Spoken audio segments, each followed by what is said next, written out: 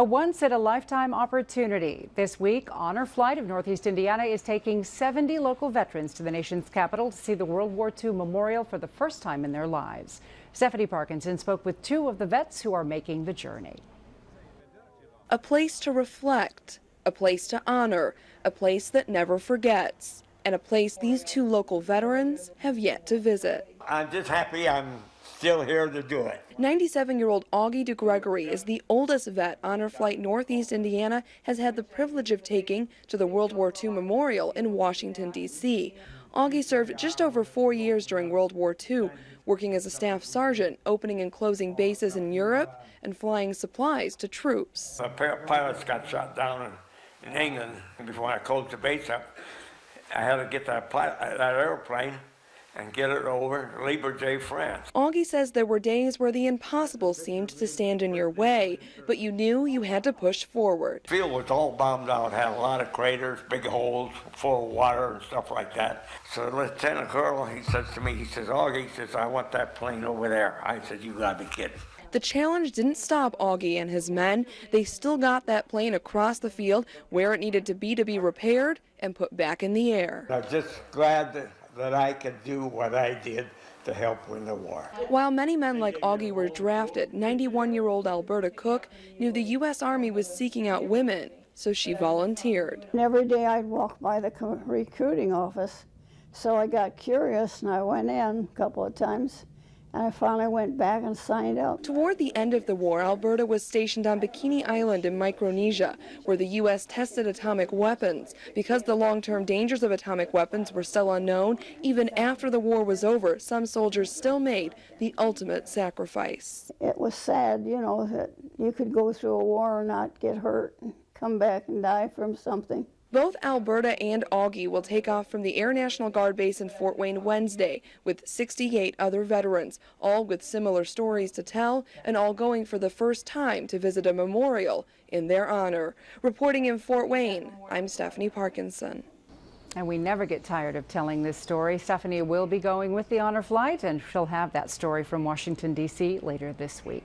Well, after decades without one, the World War II vets in America now have a memorial in their honor. And yesterday, 70 of our local vets had the opportunity to take the trip to D.C. with the Honor Flight to see that memorial. And Stephanie Parkinson joined them. She has more from Washington. An emotional, inspiring, and once-in-a-lifetime journey. 70 local World War II vets went to the nation's capital with Honor Flight Northeast Indiana Wednesday to see a memorial in their honor. They left from the 122nd Fighter Wing in Fort Wayne, and in D.C., the heroes were welcomed with open arms and a little music. All the veterans who made the trip had never seen this memorial before. Everything's pretty accurate that I've seen, so it impresses me. Each vet is joined by a guardian, someone who's by their side for the entire trip. It's just an honor to be here to escort and help these World War II veterans that have done so much for us. It's hard to fathom the sacrifice that they went through just to free this country. Every piece of this memorial holds a very specific significance. This side represents the Atlantic front of the war, while the other side represents the Pacific front to show the magnitude of this war. I saw a lot of young people and they congratulated the veterans, and I think a lot of them are beginning to realize what they went through to make the freedom for the people. After seeing the World War II Memorial, the vets made a stop at the Korean War Memorial and the Lincoln Memorial. There they could look back toward the World War II Memorial and Washington Monument over the reflecting pool.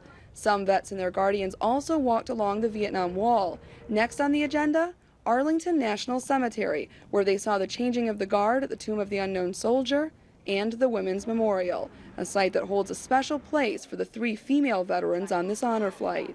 It's pushed the women to take part in activities more now than then. I mean, war industry and being in the service brought the women out to show that they could do the job the same as a man. For the man who organizes Honor Flight Northeast Indiana, every trip shows him again and again how important this is to our veterans. It's extremely, it's emotional really, to see that, and see the response we get and the gratitude offered by those veterans. Honor Flight Northeast Indiana makes 2 trips a year. They plan to take another group of World War II vets in the spring. Reporting in Washington, D.C., I'm Stephanie Parkinson.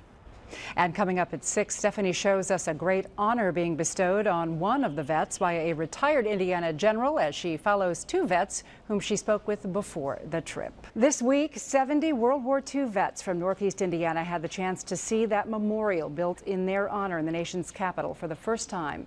It was an emotional and inspiring journey that our Stephanie Parkinson captured as she joined the veterans on the honor flight to the nation's capital. A once-in-a-lifetime opportunity. It's interesting. It's history.